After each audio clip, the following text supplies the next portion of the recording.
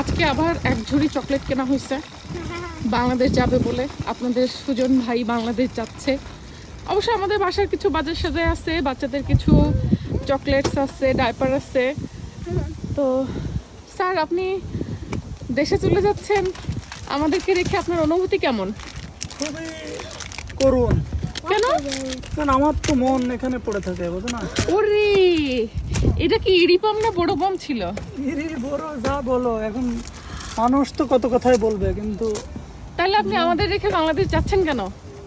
কি আর করা, জীবিকার তাগিদে। জীবিকার তাগিদে বাংলাদেশ চলে যাচ্ছেন? কেন, ইংল্যান্ডে আপনার জীবিকা হচ্ছে না? না, কেন, খাইতে দেয় না কেউ ইংল্যান্ডে আপনাকে? আহারে, ইংল্যান্ডে ভাত পান না, এখন বাংলাদেশে যাচ্ছেন? ভাবতে না ইংল্যান্ডে। তাই নাকি? ইংল্যান্ডের বাসমতি চালের ভাত খাইতে ভালো লাগে না, এই জন্য বাংলাদেশের সেই সেদ্ধ ধানের চাল খাইতে যাচ্ছেন? তাই? ইয়েস, পুরান পাগলে ভাত পায় না, নতুন পাগলের আমদানি। সেটাই।